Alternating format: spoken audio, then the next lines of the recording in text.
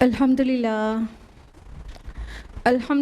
وحدہ والصلاة والسلام علی من لا نبی بعدہ واعوذ باللہ من الشیطان الرجیم بسم اللہ الرحمن الرحیم یا ایہا الناس قد جاءتکم موعظۃ من ربکم وشفاء لما فی الصدور وہدی ورحمۃ للمؤمنین۔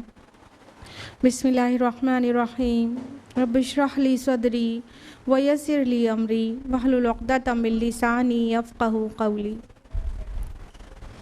میری عزیز سامعات، درس قرآن مجید میں آپ سب کا تہہ دل سے خیر مقدم ہے۔ السلام علیکم ورحمۃ اللہ وبرکاتہ۔ کیسے آپ سبھی لوگ؟ الحمدللہ۔ اللہ تعالیٰ کرے آپ بہت اچھی رہیں، خوشحال رہیں، صراط مستقیم پر اللہ تعالیٰ آپ کو ثابت قدمی نصیب کرے۔ اللہ تعالیٰ دنیا اور آخرت دونوں میں کامیابی اور کامرانی عطا کرے، آمین یا رب العالمین۔ درس قرآن میں میرے ساتھ کون سی سورہ چل رہی ہے؟ سورہ مومنون۔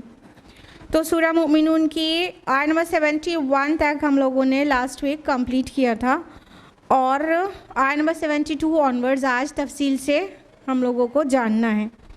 تو آیت نمبر 71 سے پہلے کی جو چند آیات ہیں وہ ہم آپ کو چھوٹے سے ریویژن کے فارم میں ریکال کرا دیتے ہیں۔ سورہ مومنون کی سٹارٹنگ جس طرح مومنون کی صفات بیان کرنے سے ہوئی ہے، اسی طرح آیت نمبر 57 سے بھی کچھ مومنون کی فردر صفات مینشن ہوئی ہے۔ تو آیت نمبر 57 میں اللہ تعالیٰ نے ان کی جو نیک لوگ ہیں، جو اللہ تعالیٰ کو پسند ہے، مومنون ہیں، ان کی صفات میں کیا کیا بیان کیا ہے۔ آیت نمبر 57 ہے، یقیناً وہ لوگ جو اپنے رب کے خوف سے لرزاں اور ترساں رہتے ہیں، اور وہ جو اپنے رب کی آیات پر پختہ ایمان رکھتے ہیں، اور وہ جو اپنے رب کے ساتھ کسی کو شریک نہیں ٹھہراتے، اور وہ جو دیتے ہیں اللہ کی راہ میں جو کچھ دیتے ہیں، اور اس طرح دیتے ہیں کہ دل ان کے ڈرتے رہتے ہیں کہ وہ اپنے رب کی طرف لوٹنے والے ہیں۔ یہ وہ لوگ ہیں جو بھلائیوں میں کوشاں ہیں اور ان کے لیے سبقت کرنے والے ہیں۔ تو یہ کچھ چند اور صفات تھی مومنون کی جو بگننگ آف دا سورہ کے علاوہ یہاں پر بھی مینشن ہوئی ہے، یعنی ان آیات کا نیچر تھوڑا سٹارٹنگ والی آیات سے مل رہا ہے۔ آیت نمبر 62 میں فرمایا، اور ہم نہیں ذمہ دار ٹھہرائیں گے کسی جان کو مگر اس کی استطاعت کے مطابق، اور ہمارے پاس ایسی کتاب ہے جو بولتی ہے، لہٰذا ان پر کوئی ظلم نہیں کیا جائے گا۔ تو اللہ سبحانہ تعالیٰ نے واضح کر دیا کہ جس کو جتنا اللہ تعالیٰ عطا کرے گا، ان سب کے ریلیشن میں اس کو جج کیا جائے گا، اور جو استطاعت سے زیادہ کا سوال کیا ہی نہیں جائے گا۔ آیت نمبر 63 میں فرمایا، لیکن ان کے دل اس سے غفلت میں پڑے ہوئے ہیں، اور ان کے اور بہت سے مشاغل ہیں ان کے سوا جن کے لیے وہ دوڑ بھاگ کر رہے ہیں۔ لیکن جو اللہ تعالیٰ کی آیات پر ایمان نہیں رکھتے تو وہ کیا کرتے ہیں کہ وہ بہت غفلت کا شکار ہیں، اور وہ جو جس چیز کے لیے دوڑ بھاگ کر رہے ہیں وہ مختلف ہے۔ وہ اللہ کے دین کی سربلندی نہیں ہے، وہ توحید کی اقامت نہیں ہے، بلکہ وہ مختلف مشاغل ہیں ان کے۔ آیت نمبر 64 میں فرمایا، یہاں تک کہ جب ہم ان کے خوشحال لوگوں کو عذاب میں پکڑیں گے تو اس وقت وہ چیخیں گے، چلائیں گے۔ ان سے کہا جائے گا، آج مت چیخو چلاؤ، اب ہمارے ہاں تمہاری کوئی مدد نہیں کی جائے گی۔ تو عذاب میں آنے کے بعد اللہ تعالیٰ بالکل اعلان برات کر دے گا۔ آیت نمبر 66 میں ہے، میری آیات تمہیں پڑھ کر سنائی جاتی تھیں تو تم اپنی ایڑیوں کے بل الٹے پلٹ جاتے تھے، تکبر کرتے ہوئے، پیغمبر کو قصہ گو سمجھتے ہوئے چھوڑ کر چلے جاتے تھے۔ یعنی جس طرح ان کے قصہ گو ان کو کہانیاں سناتے تھے، رسول کی بات جو اللہ کی طرف سے وحی آئی ہے اس کو بھی اس طرح ہیڈلیسلی لیتے تھے کہ جیسے کوئی قصہ گوئی ہو، کہانی ہو، اور اس کو چھوڑ کر ایسے پیٹ پھیر کر استکبار کرتے ہوئے چلے جاتے تھے۔ آیت نمبر 68 میں فرمایا، تو کیا ان لوگوں نے اس کلام پر غور نہیں کیا، یا ان کے پاس کوئی ایسی چیز آ گئی ہے جو ان کے اگلے آباء و اجداد کے پاس نہیں آئی تھی؟ اس کی تفصیلات ہم نے لاسٹ ٹائم بتائی تھی۔ آیت نمبر 69 میں فرمایا، کیا انہوں نے اپنے رسول کو پہچانا نہیں تو ان کے لیے اس سے مغایرت محسوس ہو رہی ہے۔ آیت نمبر 70 میں فرمایا کہ یا وہ کہتے ہیں کہ اس کو کچھ جنون کا اثر ہے، بلکہ وہ تو ان کے پاس حق لے کر آئے ہیں، اور لیکن اکثریت کو حق ناپسند ہے۔ آیت نمبر 71 میں فرمایا، اور اگر حق ان کی خواہشات کی پیروی کر رہے تو آسمان و زمین میں جو کوئی ہے سب کچھ بگڑ جائے، بلکہ ہم تو ان کے پاس ان کی نصیحت لائے ہیں تو وہ اپنی ہی نصیحت سے اعراض کر رہے ہیں. یعنی حق پیروکار نہیں ہوگا لوگوں کا، بلکہ لوگوں کو حق کا پیروکار ہونا ہوگا. بہت وضاحت کے ساتھ ہم نے لاسٹ ٹائم بتایا تھا کہ اگر حق پیروی کرنے لگے لوگوں کی خواہشات کی، اللہ تعالیٰ ان کے حساب سے قوانین ان کے بنا دے تو پورا آسمان و زمین کا نظام ہی بگڑ جائے. کیسے کہ سب کے نظریات الگ ہوتے ہیں، سب کی ڈیمانڈس الگ ہوتی ہیں، اور کوئی بری چیز کو اچھا اور جائز کو ناجائز، سب کا مزاج الگ ہوتا ہے. تو ان کے حساب سے اگر اللہ کے رسول ان کو کوڈ آف لائف دینے لگے تب تو پورا زمین آسمان کا نظام درہم برہم ہو جائے. اب آیت نمبر 72 آنورڈز تفصیل سے جانتے ہیں. اعوذ باللہ من الشیطان الرجیم، بسم اللہ الرحمن الرحیم. ام تسلہم خرجا فخراج ربک خیر وہو خیر الرازقین. کیا آپ ان کے لیے کوئی خراج مانگ رہے ہیں ان سے؟ تو آپ کے رب کا اجر بہت ہی بہتر ہے اور بہت ہی بہترین رزق دینے والا ہے. دیکھیے یہاں پر ایک کرائٹیریا ٹو جج بتا دیا گیا ہے کہ رسول کو فیک لوگوں سے کس طرح جج کر سکتا ہے کوئی.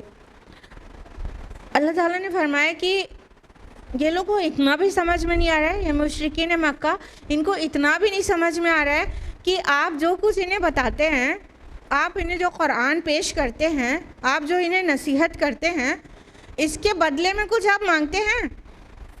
آخر ان کے شاعر اور ان کے قصہ گو لوگ جو قصہ گوئیاں کرتے ہیں، داستان سرائی کرتے ہیں، تو انعام اکرام ایکسپیکٹ کرتے ہیں نا، انہیں انعام دیتے ہیں نا. یہ تو آپ اللہ کا کلام پیش جب کرتے ہیں اور اتنی مشقتیں اٹھاتے ہیں تو کیا ان سے کچھ خراج مانگتے ہیں؟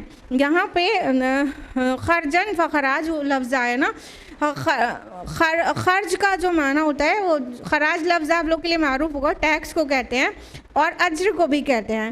یعنی دعوت و تبلیغ کا کوئی معاوضہ مانگتے ہیں کیا؟ فائنینشیل ایڈ کوئی چاہتے ہیں کیا اس کام کو کرنے کے لیے؟ کوئی فائنینشیل ایڈ کبھی رسول اللہ صلی اللہ علیہ وسلم نے طلب کی نہیں کی. تو یہ بات ایک نبوت کی دلیل بھی ہوتی ہے کہ جو اللہ کا نبی ہے وہ کہہ رہا ہے اللہ کے پاس سے جو میرے پاس وحی آئی ہے میں وہ آپ کو پیش کر رہا ہوں، تو دیکھیں کہ اس کے بدلے میں کچھ مانگ رہا ہے کیا، اور اس کی پریویس لائف اور اس کے بعد کی لائف، نبوت کے بعد کی لائف کو کمپیئر کریں. یہ بالکل حجت ہے مطلب ان کے اوپر کہ اللہ کے نبی صلی اللہ علیہ وسلم اچھا خاصا اپنے بیوی بچوں کے ساتھ خوشحال تھے اور یہ سب ان کے اخلاق سے بالکل متاثر تھے اور بہت پسند کرتے تھے.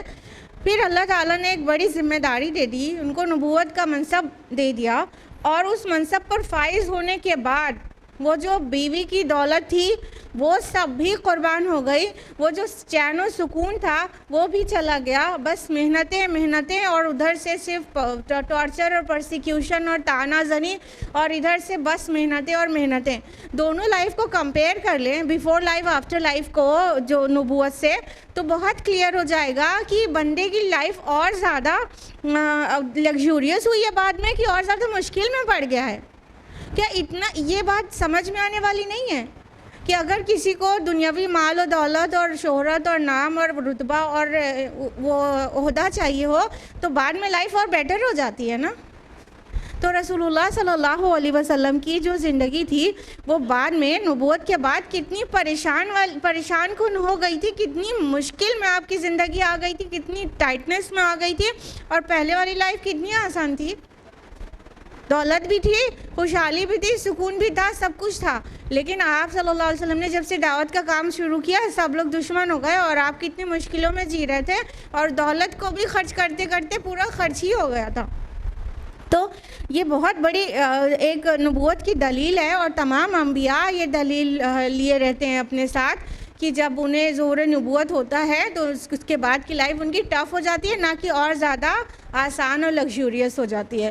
تو یہ بالکل سمپل لاجیکل میٹر ہے کہ کوئی بھی ریشنل پرسن اس کو آسانی سے جج کر سکتا ہے کہ لائف بیٹر ہوئی ہے کہ اور ورس ہوئی ہے.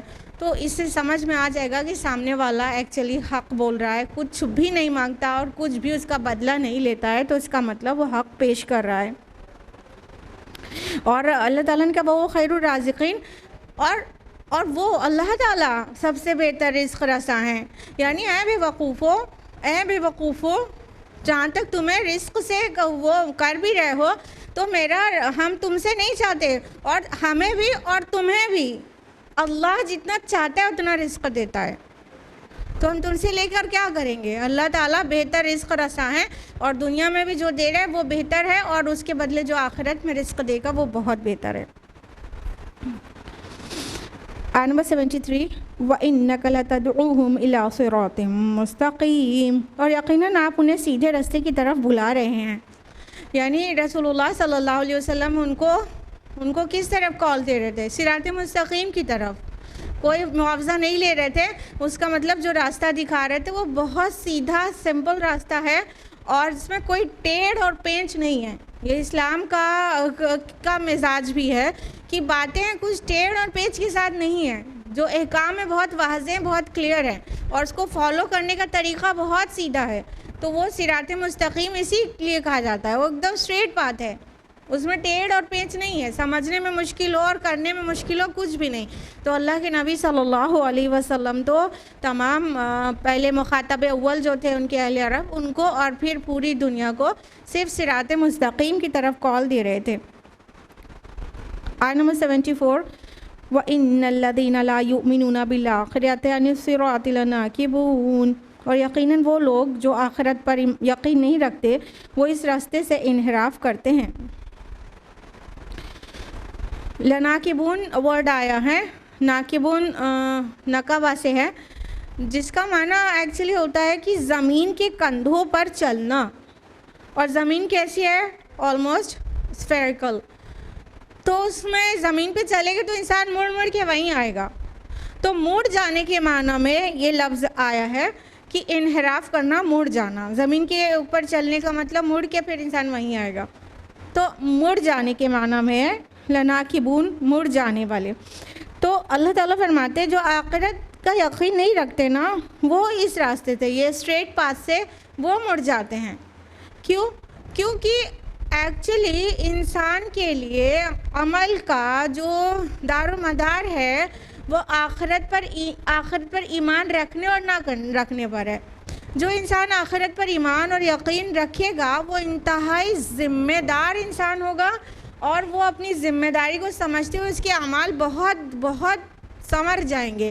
لیکن آخرت سے انکار کرنے کا مطلب ہوتا ہے ذمہ داری سے فرار. یعنی پرابلم کیا ہے لوگوں کو، مطلب آخرت کا انکار کیوں رہتا ہے؟ وہ اس بات سے بچتے ہیں نا کہ جو کچھ بھی ہم کر رہے ہیں اس کے لیے ہم اکاؤنٹیبل ہیں، ہم کو جواب دہی کرنی ہے. تو یہ ان کو نہیں پسند ہے، تو اس وجہ سے انکار کرتے ہیں. تو جب انکار کر دیتے ہیں تو ذمہ دارانہ مزاج ختم ہو جاتا ہے. پھر جیسے چاہو رہو، جب کسی بات کا سوال ہی نہیں ہوگا تو پھر جیسے چاہو رہو نا. اگر کلاس روم میں کلاس لگا ہوا ہے، بس خالی کلاس ہی رہے، ایگزام کبھی نہ ہو، اس کا رزلٹ کبھی نہ آئے، تو پھر منمانی شروع ہو جائے گی نا، کون پڑھائی کرے گا؟ لیکن جب ایگزام ہوتا ہے اور رزلٹ آتا ہے تو اس کی وجہ سے انڈر پریشر پڑھنا ہوتا ہے. تو انسان ذمہ دار اسٹوڈنٹ ریسپانسبل ہوتا ہے نا کہ ہمیں پڑھنا ہے، نہیں تو ہم ایگزام میں فیل ہو جائیں گے. اسی طرح اگر دنیا میں رہ کے انسان اپنے آپ کو یہ نہ محسوس کرے کہ وہ ایگزامینیشن ہال میں ہے اور اللہ تعالیٰ نے مطلب ان گنت، یہ نہیں کہہ سکتے لاکھوں کروڑوں اربوں خربوں نعمتیں دی ہیں، نہیں کہہ سکتے، ان گنت ہی صرف کہہ سکتے ہیں. انکاؤنٹیبل بلیسنگز اور فیورز جو ہمارے اوپر بیسٹو کیا ہے اس کا کیا اللہ پاک حساب نہیں لیں گے؟ جب ہم یہ سوچیں گے حساب نہیں لیں گے تو ایسے ہی غیر ذمہ دار ہو جائیں گے. پھر وہ جیسے چاہیں گے استعمال کریں گے، جس طرح بھی چاہیں گے خرچ کریں گے، اور جس طرح بھی چاہیں گے عمل کریں گے. لیکن جیسے ہی آخرت پر پختہ یقین ہو جاتا ہے تو انسان کے اندر ذمہ داری آ جاتی ہے، وہ ایک ذمہ دار مخلوق ہو جاتا ہے، وہ ڈونکی سے الگ ہو جاتا ہے، وہ چمپینزی سے الگ ہو جاتا ہے. ورنہ کھانا پینا، بچے پیدا کرنا، آرام کرنا، یہ تو حیوانوں کے اندر بھی ہے. کیا فرق رہ گیا انسان اور حیوان میں؟ تو اللہ تعالیٰ فرما رہے ہیں کہ جو لوگ آخرت سے انکار کرتے ہیں یہ وہ لوگ ہیں جو انحراف کرتے ہیں صراط مستقیم سے. آیت نمبر 75 وَلَوْ رَحِمْنَاهُمْ وَكَشَفْنَا مَا بِهِمْ مِنْ ضُرٍّ لَلَجُّوا فِي طُغْيَانِهِمْ يَعْمَهُونَ۔ اور اگر ہم ان پر رحم فرمائیں اور ان کو جو تکلیف ہے وہ رفع کر دیں تو ضرور وہ بڑھتے چلے جائیں گے اپنی سرکشی میں اندھے ہو کر۔ اب اللہ سبحانہ تعالیٰ کسی تکلیف کسی آزمائش کی طرف اشارہ کر رہے ہیں۔ اس کے لیے جو مفسرون کی رائے ہے وہ یہ ہے کہ مکہ میں جو قحط آیا تھا اس کی طرف اس کے متعلق یہ بات کہی جا رہی ہے۔ دیکھیں دھیان رہے کہ مکہ میں قحط ایک بار رسول اللہ صلی اللہ علیہ وسلم کی موجودگی میں جب مکہ میں تھے تب آیا تھا، اور ایک بار جب مدینہ ہجرت کر چکے تھے تب آیا تھا۔ تو یہ پہلے والے قحط کی بات ہو رہی ہے جب رسول اللہ صلی اللہ علیہ وسلم ان کے درمیان میں مکہ میں موجود تھے۔ اور بخاری کی صحیح حدیث ہے کہ اللہ تعالیٰ کے رسول صلی اللہ علیہ وسلم کی بدعا پر یہ قحط آیا تھا، کہ اللہ کے نبی صلی اللہ علیہ وسلم نے بدعا کی تھی کہ اللہ جس طرح یوسف علیہ السلام کے زمانے میں 7 سال قحط رہا، اسی طرح ان کے مقابلے میں مجھے قحط سے مدد فرما۔ یعنی ان لوگوں نے اتنا پریشان کر کے رکھ دیا تھا کہ آپ صلی اللہ علیہ وسلم کو یہ بددعا کرنی پڑی، اور بددعا ایسی لگی کہ بہت زیادہ سخت قحط ان کے اوپر آ گیا، یہاں تک کہ کچھ بھی کھانے کا نہیں ہوتا تھا۔ پھر ہار مان کے ابو سفیان رسول اللہ صلی اللہ علیہ وسلم کے پاس آئے تھے اور رشتہ داری کا واسطہ دے کر بولے تھے کہ اب تو ہم لوگ جانوروں کی کھالیں اور خون تک پینے پہ مجبور ہو گئے ہیں، تو آپ پلیز دعا کریں۔ تو اتنا سخت قحط آیا تھا۔ اصل میں یہ جو چھوٹی آزمائشیں ہوتی ہیں نا وہ بہتر ہیں، کیونکہ انسان اگر نہیں مان رہا ہے نہیں سن رہا ہے تو انسان کی میجورٹی ایسی ہوتی ہے کہ آسائشوں میں اللہ کو بھول جاتے ہیں، لیکن جب آزمائشیں اور مشکلیں آتی ہیں تو ان میں سے جو بھی جن کی بھی عقل سلیم بچی ہے اور جن کا بھی دل میں کچھ بھی نرم گوشہ ہے وہ اللہ کی طرف ضرور پلٹتے ہیں۔ تو یہ جو قحط تھا وہ ان کو اللہ کی طرف پلٹانے کے لیے تھا کہ سختیاں پڑیں گی، مشکلیں پڑیں گی تو اللہ کی طرف رجوع کریں گے، پھر انہیں جب فطرت کی آواز اور نبی کی وحی کی آواز دونوں میچ ہوتی ہوئی سمجھ میں آئے گی تو مان لیں گے۔ تو یہ قحط ان کے لیے وہ ایک چھوٹا عذاب تھا تاکہ اس بڑے عذاب سے وہ ابھی بھی بچ جائیں۔ اللہ تعالیٰ نے قرآن حکیم میں اس مضمون کو بہت جگہ ریپیٹ کیا ہے کہ وہ بڑے عذاب سے پہلے چھوٹے عذاب کا مزہ چکھایا تاکہ وہ گڑ گڑائیں۔ ہمیں اور آپ کو بھی اپنی لائف کی آزمائشوں کے متعلق یہی تصور رکھنا چاہیے کہ اللہ ہمیں پلٹا رہا ہے، کیونکہ ہماری اکثریت بھی ایسے ہی ہے نا، آسائشوں اور نعمتوں میں بھول جاتے ہیں اللہ تعالیٰ کو، اور جہاں مصیبت آتی ہے تو پھر گڑ گڑانے لگتے ہیں، پلٹتے ہیں، پھر وہ ایک اچھا سا کنیکشن ہو جاتا ہے۔ تو سمجھ لیجئے جو مشکلیں آتی ہیں نا، آزمائشیں آتی ہیں، وہ اللہ تعالیٰ ایک موقع دے رہا ہے کہ اپنے رب سے اپنا رشتہ استوار کر لو، تم نعمتوں میں نہیں کر رہے ہو، اب مشکل آئی ہے اب تو کر لو۔ تو لہٰذا اس قحط کے متعلق فرمایا کہ اگر ہم ان پر رحم فرمائیں اور یہ جو مشکل ان کے اوپر ڈالیے یہ ہٹا لیں تو یہ سرکشی میں اور بڑھ جائیں گے۔ یعنی جہاں انسان کو آسائش ملتی ہے بھول جاتے ہیں اپنے رب کو، اور ریلیکٹنٹ ہو جاتا ہے اور انکاری ہو جاتا ہے۔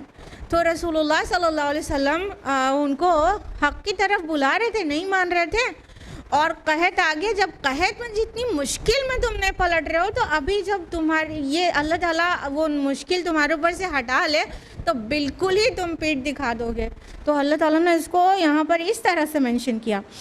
آیت نمبر 76 میں فرمایا وَلَقَدْ أَخَذْنَاهُمْ بِالْعَذَابِ، اور ہم نے انہیں عذاب میں پکڑا تھا، فَمَا اسْتَكَانُوا لِرَبِّهِمْ وَمَا يَتَضَرَّعُونَ، اور اس کے باوجود انہوں نے اپنے رب کے سامنے عاجزی نہ اختیار کی اور نہ ہی وہ گڑ گڑائے۔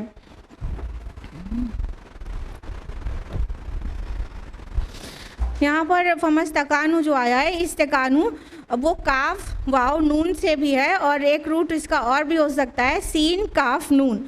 تو کاف واو نون سے اگر یہ ورڈ ہے تو کانا یکونو، کون کا معنی ہوتا ہے ہو جانا، تو مطلب وہ نہ ہوئے، اور اگر سکنہ سے ہے سین کاف نون سکنہ سے تو اس کا مطلب ٹھہر جانا ہوتا ہے، تو وہ نہ ٹھہرے۔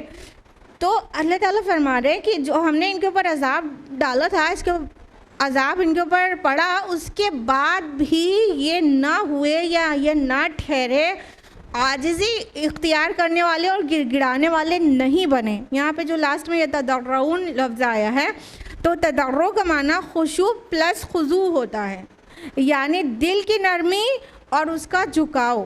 اور اس سے پہلے جو لفظ آ رہا ہے استکانو، اس کا تعلق ظاہر سے ہے، گڑ گڑانا اور مڑ جانا. اور جو دوسرا لفظ آ رہا ہے یا تضرعون آ رہا ہے تو تضرع اس کا تعلق دل سے ہے. ایک چیز ہوتی زبان سے انسان گریہ بس جاری کرتا ہے، گڑ گڑاتا ہے، معافی مانگتا ہے، اور ایک دل میں نرمی پیدا ہوتی ہے اور دل جھکتا ہے کسی طرف، تو وہ اللہ کی ذات کی طرف جھکے. تو سختی ڈالنے کا اللہ تعالیٰ کا جو منشا تھا وہ بیان کیا گیا کہ ہم نے ان کو عذاب ڈالا، لیکن تب بھی نہ ان کے دل جھکے، نہ یہ گڑ گڑائے، نہ یہ پلٹے کہ وہ ایسے ہو جاتے کہ مطلب اب اللہ ہی بچا سکتا ہے. تو اس اللہ کی خالص کر کے عبادت کریں اور چھوڑ دیں بہت سارے معبودان باطل کی پرستش کرنا اور گڑ گڑائیں اور رسول کی بات کا یقین کر لیں کہ وہ حق ہے. نہیں، ان میں سے کوئی چیز نہیں ہوئی، وہ جو انکاری تھے وہ انکاری ہی رہے. تو یہ حجت بنے گا روز قیامت. وہ وہاں پہ کہیں گے نا اللہ پاک آپ ہم کو کسی طرح یہ واضح کر دیتے کہ اتنے بڑے عذاب میں ڈالنے سے پہلے ہم کچھ گڑ گڑاتے، کچھ چھوٹے مشکل آ جاتی تو ہم گڑ گڑاتے، ہم پلٹ جاتے آپ کی طرف. تو اس کو پیش کر دیا جائے گا کہ وہ چھوٹا عذاب ڈالا گیا تھا تب بھی تم نہیں پلٹے. آیت نمبر 77 حتی اذا فتحنا علیہم بابا ذا عذاب شدید اذا ہم فیہ مبلسون. یہاں تک کہ جب ہم ان پر کھول دیں گے بہت سخت عذاب کا دروازہ تو جب ہی اس میں بالکل مایوس ہو کر رہ جائیں گے. اب یہ عذاب سے مراد یا تو موت ہے یا تو قیامت ہے یا تو پھر دنیا کا بھی کوئی عذاب جیسے کہ بدر کے لیے ان کے لیے تھا، مشرکین مکہ کے لیے. تو یہ سخت عذاب، بڑے عذاب کی بات ہو رہی ہے. تو جب قیامت کا عذاب یا موت کا عذاب، قیامت کا عذاب دیکھیں گے نا تو کیا کریں گے؟ تب بالکل مبلسون ہو جائیں گے. بلاسا کا مطلب مایوس ہو جانا ہوتا ہے کسی ایڈورس کنڈیشن پہ، بالکل امید کو کھو دینا اور مشکل حالات میں ایک دم ہاتھ پیر ڈھیلے کر دینا، گھبرا جانا اور ٹک نہیں پانا، استقامت نہیں ہو پانا. یہ سارے میننگ سمائے ہوئے ہیں بلاسا کا معنی. تو مبلسون کون؟ جو مشکل وقت آئے تو بالکل گھبرا کے مایوس ہو جائے، بالکل ہمت ہار جائے. تو جب بڑا والا عذاب دیکھ لیں گے نا تب بالکل ہمت ہار بیٹھیں گے کہ ہائے یہ ابھی تک ہم کیا کرتے رہے رسول کے ساتھ، اب ہمارے لیے کوئی راہ ہے؟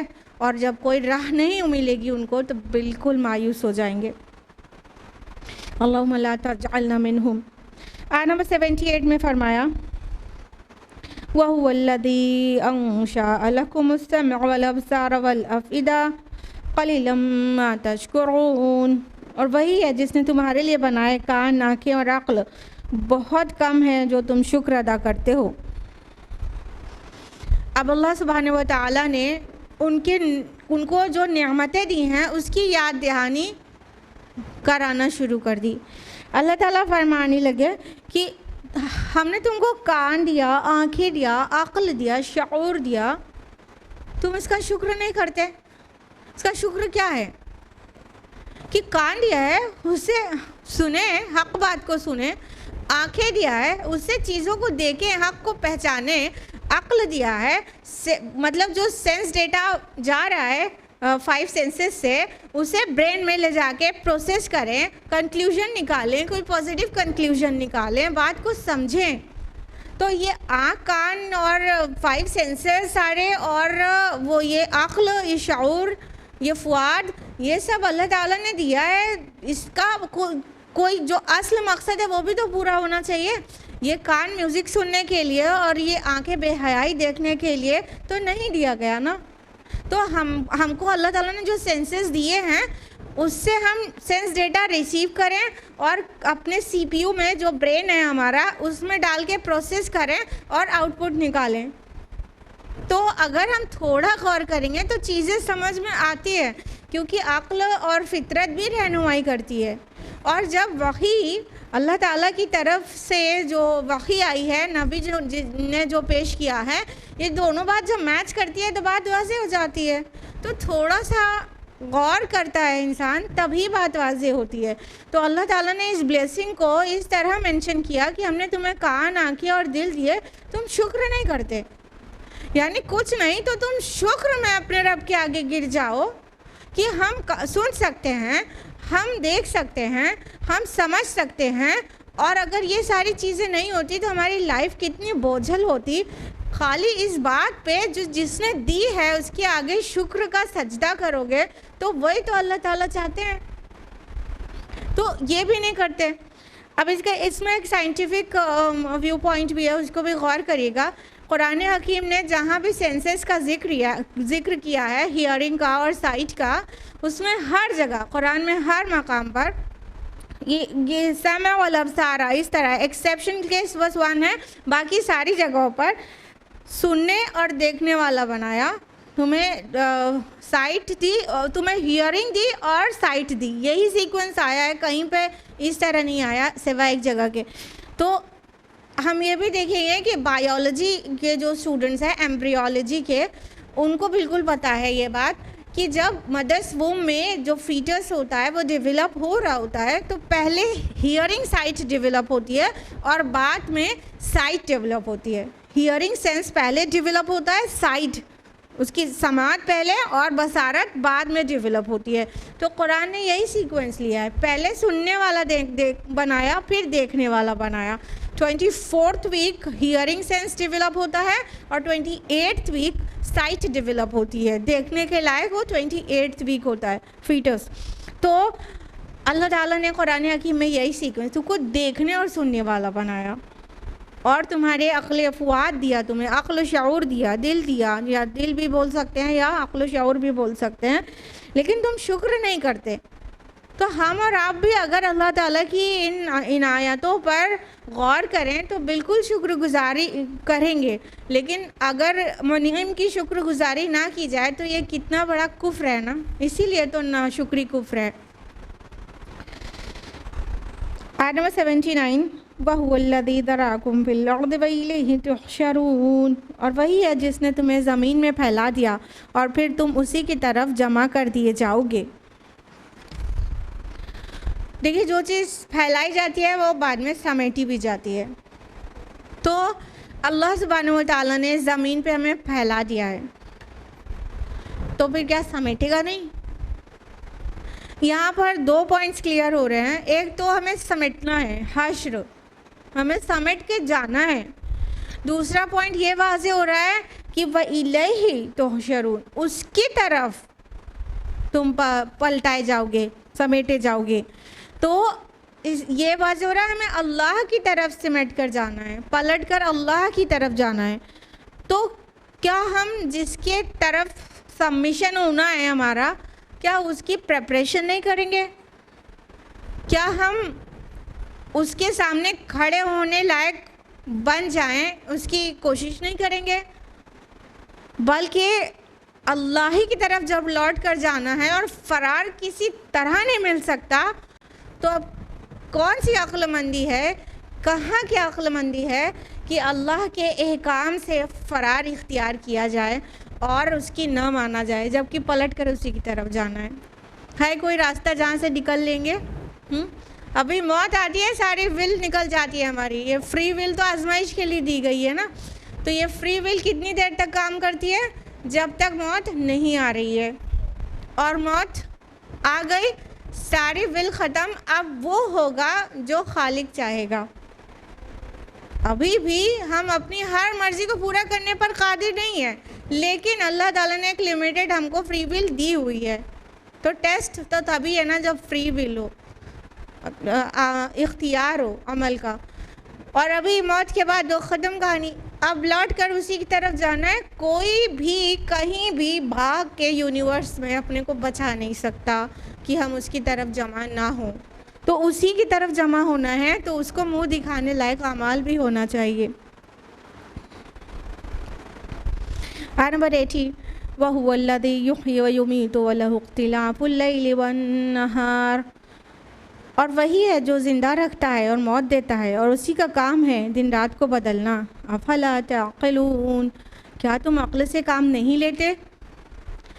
اب آفاق میں، ابھی اس سے پہلے نفس میں غور کرا کے اللہ تعالیٰ کی پہچان کروائی گئی تھی، اب آفاق میں غور و فکر کرا کے پہچان کروائی جا رہی ہے کہ پہچانو اپنے رب کو، وہ زندہ کرتا ہے، وہ موت دیتا ہے، اور دن اور رات بدلتے ہیں تو اس کے حکم سے بدلتے ہیں۔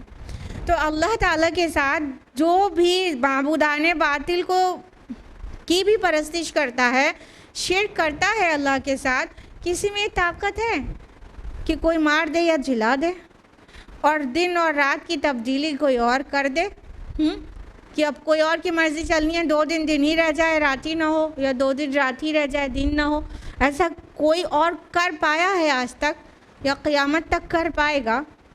تو افلا تعقلون، کیا تم عقل سے کام نہیں لیتے؟ تمہاری مت ماری جا رہی ہے کہ جو خالق ہے اس کے ہاتھ میں ہماری موت و حیات ہے، اور یہ جو کارخانہ حیات چل رہا ہے، یہ جو پورا یونیورس کا نظام چل رہا ہے، وہ اتنا منظم طریقے سے اسی کے کرنے سے چل رہا ہے، تم اس کے ساتھ ایک دم جھوٹے معبود بنا لیتے ہو، ایک رب کے ساتھ اتنے سارے فیک ارباب بنا لیتے ہو، کیا تم عقل سے کام نہیں لیتے؟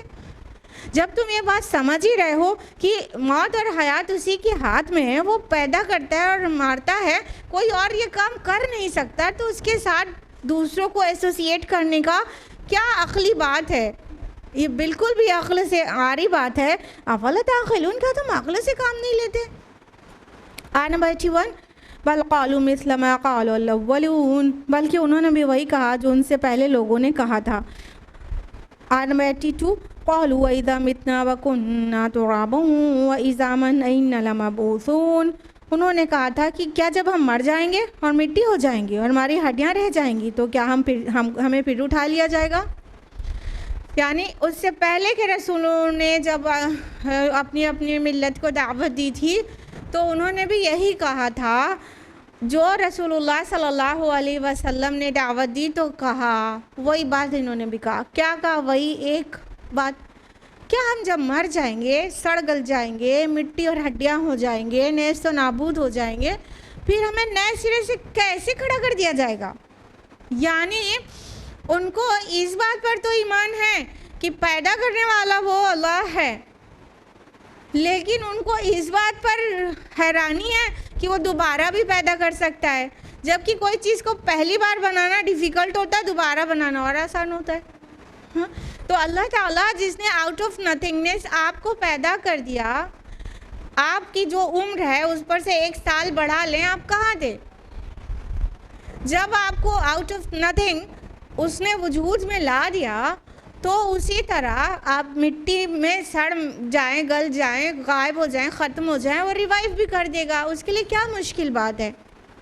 تو اللہ تعالیٰ نے کہا کہ بس یہی سوال کرتے ہیں، یہی بات کہتے ہیں جو اس سے پہلے کے لوگوں نے کہی تھی جب ان کے رسولوں نے دعوت دی تھی کہ یہ بات ہماری عقل سے بعید ہے، یہ بات ہمیں سمجھ میں نہیں آتی۔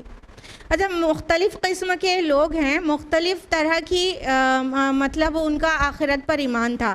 کچھ یہ اس طرح کے تھے کہ ان کو ایک ڈاؤٹ تھا کہ مطلب نہیں ہوگی یا ہوگی بھی کیا۔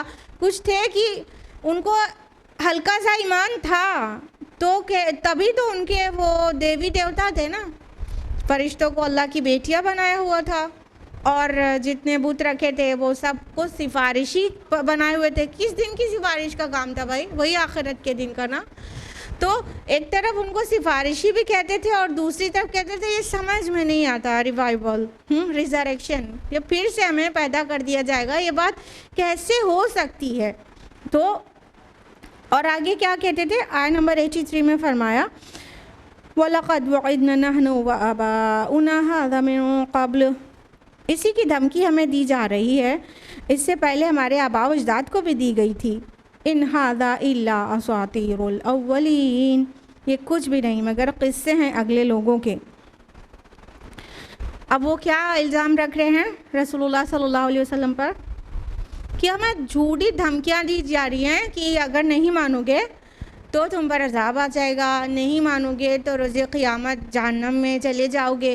تو وہ کیا کہہ رہے ہیں، ارے ہمارے آباء و اجداد کو بھی اسی طرح کہا گیا تھا، یعنی اس سے پہلے کے رسولوں کی جو دعوتیں پہنچیں تو ان سے بھی یہی کہا گیا تھا، اور یہ کچھ بھی نہیں، قصہ گوئیاں، افسانے ہیں، اساطیر ہے. اساطیر جمع ہے اسطورت ان کی، کہ یہ کہانی گوئی، افسانہ گوئی، یہ پہلوں کے افسانے ہیں. جیسے پہلوں سے کہا گیا تھا وہی ہم سے بھی کہا جا رہا ہے، یہ کوئی نئی بات لے کر نہیں آ گئے. تو ان کے نزدیک پرانی بات ہونا کسی بات کے جھوٹ ہونے کی دلیل تھی، لیکن کسی چیز کا نیا یا پرانا ہونا بات کے صحیح یا غلط ہونے کی دلیل تو نہیں ہوتا. یہ ریشنل تھاٹ پہ کبھی بھی سیٹسفائی نہیں کر سکتا انسان اس چیز کو. کوئی چیز پرانی بھی ہو سکتا ہے وہ صحیح ہو، کوئی چیز نئی بھی ہو سکتا ہے وہ صحیح نہ ہو، ڈیپینڈس. تو یہ کہہ رہے تھے نہیں یہ اگلوں کے افسانے ہیں، یہی ان سے بھی کہا گیا تھا، یہی ہم سے بھی کہا جا رہا ہے، تو یہ کوئی دل کو لگنے والی بات نہیں. تو یہ جو حشر نشر اور جزا و سزا کا انکار ہے نا، یہ کوئی نئی بیماری نہیں ہے 21 سینچری کی، یہ کوئی نئی بیماری نہیں ہے. یہ جو اس دور کے بہت سارے مطلب بڑے بڑے قابل لوگ ہیں وہی نہیں انکار کر رہے ہیں. یہ تو اتنی بڑی گمراہی ہے، اس کی عمر اتنی زیادہ ہے جو کہ کہہ سکتے ہیں کہ ابلیس کی ہمسن ہے. یہ گمراہی وہاں سے چلی آ رہی ہے. سب نے ہر دور میں آخرت اور حشر و نشر کا انکار کیا ہے بہتوں نے. تو یہ پرانی بیماری ہے ان کی بھی، وہ کہہ رہے ہیں ہم سے پرانی باتیں کہی جا رہی ہیں تو تمہارا انکار بھی پرانا ہے، کوئی نئی بات نہیں ہے. تم سے پہلوں نے بھی انکار کیا تھا اور اب 21 سینچری میں بھی اس بات کا انکار کیا جا رہا ہے. and there is no life after death, there is no life.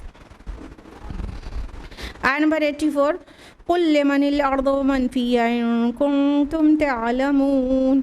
آپ ان سے پوچھئے کہ یہ زمین اور جو اس میں ہے سب کچھ کس کے ہیں اگر تم جانتے ہو. آیت نمبر 85 سَيَقُولُونَ لِلَّهِ قُلْ أَفَلَا تَذَكَّرُونَ. یہ کہیں گے اللہ ہی کے ہیں. آپ کہیے تو کیا تم غور نہیں کرتے. اب بڑا پیارا انداز ہے یہاں پر.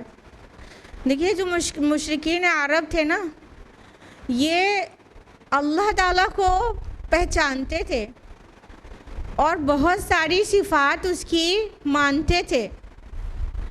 اور صرف وہی نہیں، آج بھی ایک سپریم پاور پہ زیادہ تر لوگ بلیو کرتے ہیں سوائے ایتھیسٹ کے. تو اللہ تعالیٰ کہہ رہے ہیں نا بھی ان سے پوچھئے کہ جو زمین اور آسمان اور جو کچھ اس میں ہے وہ سب کس کا ہے. تو جب اپنے دل کو ٹٹولیں گے تو کہیں گے کہ اٹ بلانگس ٹو اللہ سبحانہ و تعالی، سب کچھ اللہ کا ہے. سیقولون للہ، یہ سب اللہ کا ہے. تو اللہ تعالیٰ کہہ رہے ہیں ان سے کہ افلا تذکرون، کیا تم غور نہیں کرتے. جب یہ آسمان اور زمین کی پیدائش صرف وہی کر سکتا ہے اور اس کے اندر جو کچھ ہے رکھ چھوڑا ہے وہ اس نے رکھ چھوڑا، یہ سب اسی کا سے بلانگ کرتا ہے، یہ سب اسی کا ہے. تو غور نہیں کرتے کہ تم کیا عقل سے بعید چیز کر رہے ہو کہ جس نے سب کچھ پیدا کیا اور تمہارے لیے رزق اور آسانی کی اور ساری آسانیاں اور آسائشیں زمین پر پیدا کر دی تمہاری لائف سروائیول کے لیے، تم اس کی عبادت خالص کر کے نہ کرو اور اس کے ساتھ بہت سارے دیوی دیوتا اور معبودان باطل کو ٹھہرا لو. کیا تم عقل سے کام نہیں کر لیتے کہ تم کیا کر رہے ہو؟ جب سب اسی کا ہے تو اس کی خالص کر کے عبادت کرو. آیت نمبر 86 قُلْ مَن رَبُّ السَّمَاوَاتِ السَّبْعِ وَرَبُّ الْعَرْشِ الْعَظِيمِ. آپ ان سے پوچھئے کہ ساتوں آسمانوں اور عرش عظیم کا مالک کون ہے. سَيَقُولُونَ لِلَّهِ قُلْ أَفَلَا تَتَّقُونَ. وہ کہیں گے یہ سب کچھ اللہ ہی کا ہے. تو ان سے کہیے کیا تم ڈرتے نہیں. اب اللہ تعالیٰ کیا کہہ رہے ہیں. اچھا ان سے پوچھئے آسمان، پہلے زمین کی بات کی گئی، زمین کی، پہلے نیچے کی بات کی گئی، ابھی اوپر کی بات کی جا رہی ہے. اچھا یہ جو آسمان ہے ساتوں وہ اور اس کے اوپر اللہ کا عرش ہے، وہ سب کا مالک کون ہے؟ وہ ملکیت کس کی ہے؟ تو وہ کیا کہیں گے سیقولون للہ، کہ وہ اللہ ہی کا ہے. تو اللہ تعالیٰ فرما رہے ان سے کہیے افلا تتقون، تمہیں ڈر نہیں لگتا؟ یہ آسمان ساتوں آسمانوں کا مالک اور عرش عظیم، اس کے بھی اوپر عرش عظیم کا مالک اللہ تعالیٰ ہے، اور تم اس کے ساتھ ایسے چھوٹے چھوٹوں کو ایسوسیٹ کر رہے ہو اس کی عبادت میں، اس کی مخلوق کو ایسوسیٹ کر رہے ہو. تمہیں ڈر نہیں لگتا کہ آسمان کا کوئی ٹکڑا تمہارے اوپر گرا دے؟ تمہیں ڈر نہیں لگتا کہ وہ تمہیں زمین میں دھسا دے؟ تم ڈرتے نہیں؟ تم اس کے غضب سے بچتے نہیں؟ تم مان رہے ہو، تم سچائی کے ساتھ مان رہے ہو کہ یہ سب پیدا کرنا یہ ہمارے وہ ہبل اور لات اور عزا اور منات کا کارنامہ نہیں ہے. یہ کس نے پیدا کیا؟ اللہ تعالیٰ نے. اور اس کی ملکیت کس کی ہے؟ وہ بھی اللہ تعالیٰ کی ہے. اس کو رن اور کنڈکٹ کون کر رہا ہے، سنبھالے کون ہوا ہے؟ وہ بھی اللہ تعالیٰ. تو پھر تمہیں ڈر نہیں لگتا کہ اس اللہ کے ساتھ تم اور بھی لوگوں کو مد مقابل بنا دیتے ہو؟ ڈرتے نہیں ہو اس بات سے؟ آیت نمبر 88 قُلْ مَنْ بِيَدِهِ مَلَكُوتُ كُلِّ شَيْءٍ وَهُوَ يُجِيرُ وَلَا يُجَارُ عَلَيْهِ إِن كُنتُمْ تَعْلَمُونَ. ان سے یہ پوچھئے کہ کون ہے وہ جس کے ہاتھ میں اختیار ہے ہر چیز کا، اور جو پناہ دیتا ہے اور جس کے مقابلے میں کسی کو پناہ نہیں دی جا سکتی اگر تم جانتے ہو. آیت نمبر 89 سَيَقُولُونَ لِلَّهِ قُلْ فَأَنَّىٰ تُسْحَرُونَ. یہ کہیں گے یہ شان تو اللہ ہی کی ہے. آپ کہیے پھر کہاں سے تم پر جادو ہوا جاتا ہے؟ اب اللہ تعالیٰ کہہ رہے ہیں ذرا سے ان سے پوچھئے کہ جو ملکوت ہے وہ کس کا ہے؟ ملکوت جو ورڈ ہے یہ ملک سے بھی ہے یعنی بادشاہی، اور ملک سے بھی ہے یعنی ملکیت، اونرشپ بھی اور کنگشپ بھی. تو اللہ تعالیٰ یہ دونوں کو ملا کے ملکوت بنا ہے. یعنی اس کے اوپر بادشاہی کس کی ہے، رول کس کا ہے، کون رول کر رہا ہے؟ تو اللہ. اور اس کی ملکیت کس کی ہے، اون کون کر رہا ہے؟ تو اللہ. تو یہ جب زمین اور آسمان کی جو ملکوت ہیں یا سب کے اوپر بادشاہی اللہ تعالیٰ کی ہے، اور جس کے بارے میں کہا اللہ تعالیٰ نے مزید کہ وَهُوَ يُجِيرُ وَلَا يُجَارُ، جو پناہ دیتا ہے اور جس کے مقابلے میں کوئی پناہ نہیں دے سکتا. یجیر یجار لفظ جور سے ہے جس کا مطلب ہوتا ہے پناہ دینا. جار پڑوسی کو بھی کہتے ہیں نا، تو پڑوسی اکثر ہی پناہ دیا کرتے ہیں. تو یہ اللہ تعالیٰ فرما رہے ہیں کہ ان سے ذرا پوچھئے تو کہ زمین اور آسمان کا جو اختیار ہے، یہ پورا ملکوت، اس کی بادشاہی اور اس کی ملکیت وہ کس کی ہے، اور جو پناہ دیتا ہے، اور اگر وہ پناہ نہ دے تو اس کے مقابلے میں کوئی اور پناہ دے نہیں سکتا. یعنی وہ ناراض ہو جائے اور غصہ بھڑک جائے اس کا اور وہ عذاب ڈالنا چاہے تو کہیں اور پناہ ملنے کی نہیں. تو وہ پھر کہیں گے اللہ. یہ شان تو صرف اللہ تعالیٰ کی ہی ہے. تو اللہ تعالیٰ آگے کہہ رہے ہیں آپ کہیے کہ فَأَنَّىٰ تُسْحَرُونَ، تم کس طرح جادو کیے جا رہے ہو، تم پر کس طرح جادو ہو رہا ہے. کیا جادو کو کیا ہوتا ہے؟ جادو فیک چیز کو کہتے ہیں، دکھ رہا ہے کچھ اور ریالٹی کچھ اور ہے. جو ریالٹی ہے وہ نہیں دکھ رہی ہے، اور جو دکھ رہا ہے وہ ریالٹی نہیں ہے. اسی کو جادو کہتے ہیں نا، آنکھ کا دھوکہ. تو یہ جو کہا گیا فَأَنَّىٰ تُسْحَرُونَ، تم پر کیا جادو ہو رہا ہے؟ یعنی کس بات سے دھوکے میں آ رہے ہو؟ تم کس بات سے اتنے بڑے دھوکے میں آ رہے ہو کہ ساری آسمان و زمین کی بادشاہی اسی کی ہے، لیکن تم اس کے ساتھ دوسرے معبود کو ایسوسیٹ کر رہے ہو. یہ تم کس طرح سے دھوکے میں آ رہے ہو؟ سب تو تم اپنی زبان سے بول رہے ہو کہ اللہ ہے اللہ ہے اللہ ہے. سیقولون للہ، اتنا پیارا انداز ہے جو اس کا ردم ہے. سیقولون للہ، وہ کہیں گے اللہ ہی کا ہے سب، اللہ ہی کا ہے سب. اور آج بھی انکار کرنے والے وہ یہ کبھی بھی نہیں کہہ سکتے کہ مطلب جو بھی دیوی دیوتا آپ ایسوسیٹ کیے رہتے ہیں یا کوئی اور پارٹنرز اللہ کے ساتھ ایسوسیٹ کرتے رہتے ہیں، وہ یہ کبھی بھی نہیں کلیم کر سکتے کہ زمین اور آسمان وہ چلا سکتے ہیں، یہ رات اور دن کا آنا جانا اور یہ پورا مرضی سے ہونا، یہ کبھی بھی نہیں کلیم کر سکتے کہ یہ 10 لوگ مل کے 20 لوگ یا 33 کروڑ لوگ مل کے چلا سکتے ہیں، بالکل بھی نہیں چلا سکتے ہیں۔ تو وہ ایک سپریم پاور پہ کہیں نہ کہیں عقیدہ ہے۔ تو اللہ تعالیٰ کہہ رہے تم پھر کہاں سے دھوکے میں پڑ رہے ہو، کہ کس بات سے دھوکے میں پڑ رہے ہو، کیا چیز تمہیں واضح نہیں ہو رہی ہے۔ نمبر 19 بل یاتیناہم بالحق وانہم لکاذبون، بلکہ ہم تو ان کے پاس حق لے کر آئے ہیں لیکن یہ یقیناً جھوٹے ہیں۔ یعنی جو یہ محمد رسول اللہ صلی اللہ علیہ وسلم پیش کر رہے ہیں وہ اللہ تعالیٰ کی طرف سے حق ہے اور یہ جھوٹے ہیں۔ کیوں؟ یہ ساری بات مان رہے ہیں نا کہ سب چیز کی ملکیت اللہ کی ہے، پیدا اللہ نے کیا اور یہ کنڈکٹ اللہ کر رہا ہے اور اونرشپ بھی اسی کی ہے اور بادشاہت بھی اسی کی ہے، سب چیز مان رہے ہیں نا۔ پھر جب یہ دیوی دیوتا اور لات عزا منات اور سب کو ایسوسیٹ کرنے لگتے ہیں تو پھر کہتے ہیں کہ یہ بھی ہمارے معبود ہیں، تو یہ جھوٹ بول رہے ہیں، یہ جھوٹ بول رہے ہیں، کیونکہ ان کے دل میں، ان کے فطرت میں یہ بات ودیعت ہے کہ اللہ ایک ہی ہے اور اس کی خالص کر کے عبادت کرنی چاہیے۔ پھر وہ زبان سے نہ قبول کریں اور آپ کا انکار کر دیں کہ آپ بھی وہی ایک اللہ کی طرف بلا رہے ہیں نا ان کو، پھر اس بات کا انکار کر دیں تو سمجھ لیجئے پھر یہ جھوٹ بول رہے ہیں، کیونکہ ابھی ساری چیز مان چکے ہیں کہ اللہ ہی کا ہے، اللہ ہی کا ہے، اللہ ہی کا ہے۔ تو پھر اللہ کے ساتھ اور معبود کو پکارنا، ایک رب کو چھوڑ کر مختلف ارباب کی عبادت کرنا، یہ صحیح ہے، اس بات میں یہ جھوٹے ہیں۔ آیت نمبر 91 مَا اتَّخَذَ اللَّهُ مِن وَلَدٍ وَمَا كَانَ مَعَهُ مِنْ إِلَٰهٍ، اللہ نے ہرگز کسی کو اپنی اولاد نہیں بنایا اور نہ ہی اس کے ساتھ کوئی اور معبود ہے۔ إِذًا لَذَهَبَ كُلُّ إِلَٰهٍ بِمَا خَلَقَ وَلَعَلَ بَعْضُهُمْ عَلَىٰ بَعْضٍ، اگر ایسا ہوتا تو ہر معبود اپنی مخلوق کو لے کر الگ ہو جاتا اور ان میں سے ایک دوسرے پر چڑھائی کر دیتا۔ سبحان اللہ عما یصفون، اللہ پاک ہے اس سے جو یہ بیان کر رہے ہیں۔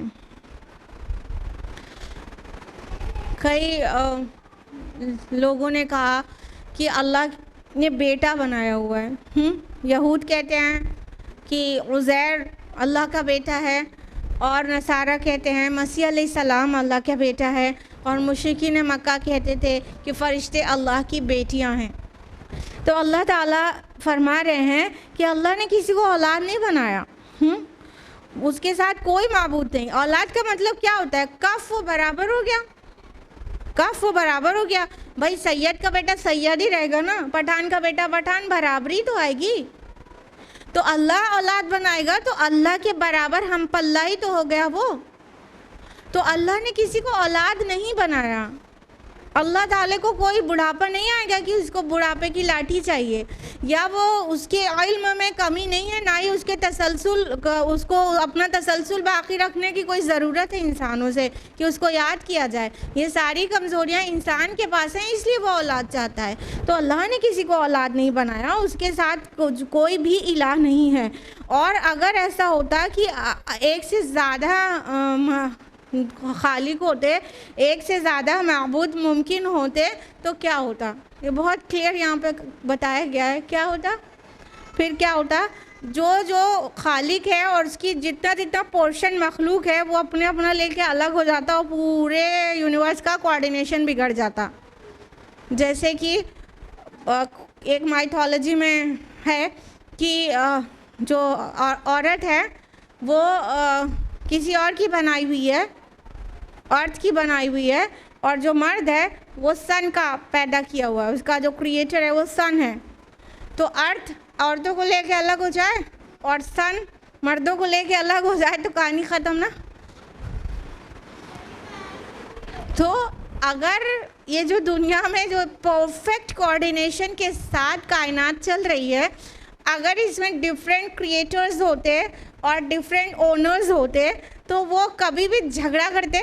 جیسا کہ کئی مائتھولوجی میں، یونانی مائتھولوجی میں، ہندو مائتھولوجی میں، یہ سب میں ہے کہ آسمان پہ جھگڑے ہوتے ہیں، قتل و غارت ہوتی ہے، خون ہوتا ہے بھگوان میں.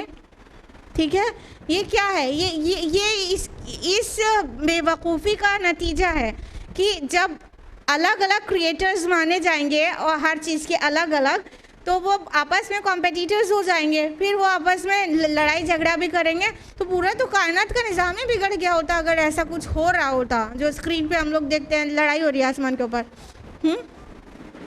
تو کوئی مرد لے کے الگ ہو گیا، کوئی عورت لے کے الگ ہو گیا، کوئی نے کہا بارش نہیں برسے گی، کوئی نے کہا سورج نہیں نکلے گا، ہو گئی کہانی ختم. پورا کائنات منظم طریقے سے جو چل رہی ہے وہ چل ہی نہیں سکتی تھی. یہ بہت سمپل لاجیکل بات ہے. تو اللہ تعالیٰ فرما رہے ہیں کہ اگر ایسا ہوتا، ایک سے زیادہ معبود ہوتے، تو سب اپنی اپنی خلقت، اپنی اپنی کریشن کو لے کے الگ ہو جاتے، پورا نظام بگڑ جاتا اور ایک دوسرے پہ چڑھائی کر بیٹھتے، لڑ پڑتے. ایک چھوٹا سا ادارہ 2 برابر کے عہدوں کے انڈر میں نہیں چل سکتا، وہاں کا نظام بگڑ جاتا ہے. ڈائریکٹرز بہت سارے ہو سکتے ہیں، مینیجنگ ڈائریکٹر صرف ایک ہوتا ہے. ٹھیک ہے، بہت سارے ٹیچرز ہو سکتے، پرنسپل صرف ایک ہوتا ہے. جو اتھارٹی، جو مین سب سے ہائیسٹ پوسٹ ہوتی ہے وہ صرف ایک ہوتی ہے. اگر اسی پوسٹ پہ 2 لوگوں کو بٹھا دیا جائے، پورا نیچے تک کا نظام خراب ہو جائے گا، واپس میں جب بھی ہوگا جھگڑا ہی ہو جائے گا. تو ایک مین ہوتا ہے، باقی اس کے ماتحت ہوتے ہیں، اس طرح ہائرارکی ہوتی ہے، تو سسٹم بہت ٹھیک سے چلتا رہتا ہے. تو اللہ تعالیٰ ایک معبود ہے اور ایک ہی ہو سکتا ہے، کیونکہ وہ اور دنیا میں جو کچھ چل رہا ہے بہت سمودلی چل رہا ہے. یہ اس بات کی دلیل ہے کہ چلانے والا صرف ایک ہے، مدبر ایک ہے، خالق ایک ہے، اور جو بھی چیز ہے سب اس کی مخلوق ہے اور سب کی سب اس کے مطیع فرما بردار ہیں. اس لیے کسی کو کوئی حیثیت حاصل نہیں ہے کہ اس کی نافرمانی کرے، کہ بادلوں کی ہمت نہیں ہے کہ وہ بارش کا حکم ہو اور نہ برسے، اور سورج کی ہمت نہیں ہے کہ وہ اللہ کے حکم کی نافرمانی کرے اور وہ ہیٹ دینے کے بجائے برف دینے لگے. ایسا کچھ بھی نہیں ہوتا ہے نا. تو یہ سب کچھ اتنا ڈسپلنڈ وے میں چل رہا ہے، یہ بھی اپنے آپ میں توحید کی ایک دلیل ہے. غور کریں گے سمجھ میں آئے گا. مادہ پرستی کے پردے پڑے رہیں گے، نہیں سمجھ میں آئے گا. اللہ تعالیٰ فرماتے سبحان اللہ عما یصفون، اللہ پاک ہے اس سے جو یہ لوگ بیان کرتے ہیں. یعنی شرک اتنی بڑی غلاظت، اتنی بڑی حماقت ہے، اتنی بڑی بات ہے کہ آسمان اس احساس سے پھٹ پڑنے کو ہے، زمین کھل پڑنے کو ہے، اور پہاڑ ریزہ ریزہ ہو جانے کو ہے اس بات سے کہ کوئی کہے اللہ نے بیٹا بنایا ہوا ہے یا اللہ کے ساتھ کوئی اور بھی برابر کا ایسوسیٹ ہے. یہ اتنی بڑی اور گھناؤنی بات ہے. یعنی اللہ تعالیٰ کی معرفت کا ایک ذرہ جس کو ایٹم کہہ سکتے ہیں، ایک ایٹم، ایک ذرے کے برابر بھی اللہ کی معرفت کسی کو حاصل ہو جائے تو یہ شرک جیسی گمراہی تو ایگزسٹ ہی نہیں کر سکتی. یہ وہیں پہ ایگزسٹ کر سکتی ہے جہاں پہ اللہ تعالیٰ کی معرفت بالکل حاصل نہ ہو، پہچانتے ہی نہیں کہ کس کو کیا کہہ رہے ہیں. اللہ تعالیٰ کی ذات اور اس کی صفات اور اس پر غور و فکر کرنے کے بعد سوائے سرنڈر ہونے اور سجدے میں گر جانے کے اور کوئی آپشن نہیں بچتا انسان کے پاس.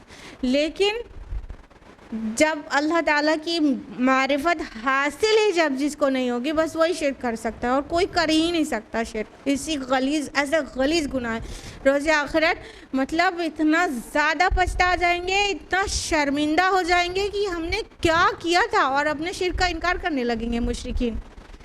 ہم نے تو کبھی شرک کیا ہی نہیں ہے. اللہ تعالیٰ کی خالی اللہ تعالیٰ کی ان کو مطلب دیدار نصیب نہیں ہوگا، خالی وہاں کی ہیبت اور اللہ تعالیٰ کے عرش اور اس کے سب کچھ کو دیکھ کے کہیں گے ہم کبھی شرک کر ہی نہیں سکتے. اس طرح اپنے شرک کا انکار کر دیں گے. تو یہ اتنی عجیب بات ہے. اللہ تعالیٰ فرماتے ہیں پاک ہے اللہ، پاک ہے اللہ ان کی اس بیان بازی سے. نمبر 92 عالم الغیب والشہادۃ فتعالی عما یشرکون، وہ جاننے والا ہے ہر غیب اور ظاہر کا، چنانچہ وہ بہت بلند ہے اس شرک سے جو یہ لوگ بیان کر رہے ہیں. یعنی جب وہ عالم الغیب ہے تو اس کو کیا ضرورت ہے کہ وہ اپنے ساتھ اور پارٹنرز بھی رکھے؟ وہ تو اول تا آخر ہر چیز اکیلے ہی جان رہا ہے نا، اس کو ہر چیز کا علم ہے، اس کو ضرورت نہیں ہے کہ کہیں سے انفارمیشن وہ کسی سے منگائے، ذرا جاؤ وہاں پہ سری لنکا میں جا کے دیکھ کر آؤ کیا ہو رہا ہے، ضرورت نہیں ہے نا، وہ تو عالم الغیب ہے۔ تو اللہ تعالیٰ بالکل پاک ہے اس بات سے اور بہت بلند ہے اس بات سے کہ اس کے کوئی پارٹنرز ہوں، بالکل اللہ بلند ہے اس سے۔ یعنی یہ پوری جو آیات تھیں وہ توحید اور آخرت کے اس بات میں تھیں، اور شرک اور انکار آخرت کے رد میں تھیں، اور دونوں جو مضمون ہیں یہ آپس میں بہت زیادہ انٹر کنیکٹڈ ہیں۔ جو انسان اللہ کو پہچان جائے گا وہ اپنے آپ کو اکاؤنٹیبل مانے گا کہ ہمیں اس کے سامنے اپنا حساب و کتاب دینا ہے، اس لیے وہ آخرت پر ایمان لائے گا، اور جس کے اندر اکاؤنٹیبلٹی ہوگی وہ یہ بات سمجھ جائے گا کہ کوئی تو حساب لینے والا ہوگا، مالکی یوم الدین، تو وہ اللہ تعالیٰ کو ایک جان لے گا۔ یہ دونوں چیز آپس میں انٹر کنیکٹڈ ہے۔ تو آخرت کا انکار بھی ایکچولی اللہ تعالیٰ کو نہیں پہچاننے کی وجہ سے ہوتا ہے، اور اللہ تعالیٰ کے شرک بھی آخرت کے انکار کی وجہ سے ہوتا ہے۔ تو یہ دونوں چیز، یہ جو ساری آیات تھیں یہ ساتھ میں چلی تھی، شرک کا ابطال اور آخرت کا اثبات، یہ ساتھ میں چلی تھی، اور ہر آیت سے دونوں چیز واضح ہو رہی تھی کہ اللہ کے ساتھ کوئی پارٹنر ایسوسیٹ نہیں کیا جا سکتا، اور آخرت ہونے والی ہے، یہ دنیا ہے تو کوئی آخرت بھی ہے، یہاں پر بو رہے ہیں تو وہاں پر کاٹنا ہے۔ آج کے لیے اتنا ہی۔ اللہ تعالیٰ سے دعا ہے کہ وہ ہم سبھی کو شرک کی غلاظت سے بچائے، اور ہم سبھی کو اللہ تعالیٰ توحید نصیب کرے، پختہ توحید، دل کے اندر ایسا عقیدہ توحید جو ہماری نجات کے لیے کافی ہو جائے۔ آمین یا رب العالمین۔ اللہ تعالیٰ ہم سب کو قرآن پڑھنے، سمجھنے، غور و فکر کرنے، عمل کرنے اور دوسروں تک پہنچانے کی توفیق عطا فرمائے۔ آمین۔ وآخر دعوانا الحمد للہ رب العالمین۔ والسلام علیکم ورحمۃ اللہ وبرکاتہ۔